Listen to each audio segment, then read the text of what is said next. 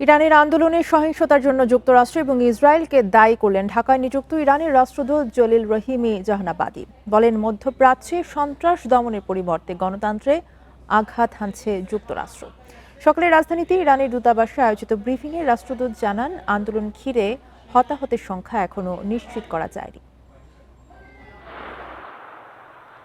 ইরানে আন্দোলনে বহিরাগত সন্ত্রাসীরা ঢুকে বিক্ষোভকারী ও আইনশৃঙ্খলা বাহিনীর ওপর হামলা চালিয়েছে, এমন অভিযোগ ঢাকায় দেশটির নবনিযুক্ত রাষ্ট্রদূত জলিল রহিমি জাহানাবাদীর। তার দাবি, হামলাকারীদের লক্ষ্য ছিল দেশে অস্থিতিশীলতা তৈরি করা।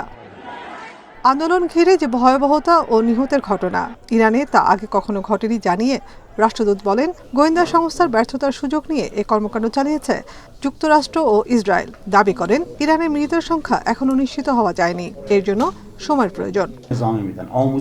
যারা আন্দোলন করতেছিল তাদেরকে লক্ষ্য করে সশস্ত্র যারা অনুপ্রবেশকারী ছিল তারা তাদেরকে হত্যা করেছে। এই জন্য এখন পর্যন্ত পোস্টমর্টম বা এগুলো কাজ চলছে।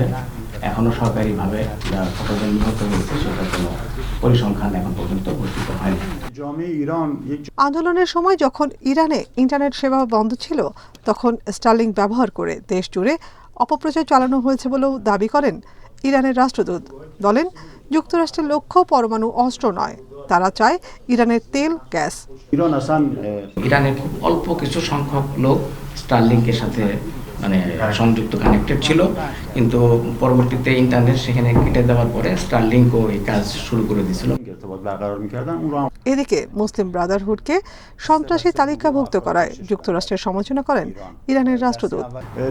ট্রাম্পের উচিত ছিল আইএস এর মতো বা অন্য যে সমস্ত জিহাদি গ্রুপ আছে যারা খুব উগ্র, তাদের বিরুদ্ধে অ্যাকশনে যাওয়া এবং ব্রাদারহুডের মতো যেই দলগুলো ডেমোক্রেসির উপর বিশ্বাস করে সেগুলোকে শক্তিশালী করা। কিন্তু ট্রাম্প উল্টা কাজটা করছেন, যারা মধ্যপন্থী এবং ডেমোক্রেসির উপরে বিশ্বাসী দলগুলোকে উল্টা উগ্রপন্থার দিকে ঠেলে দিচ্ছে।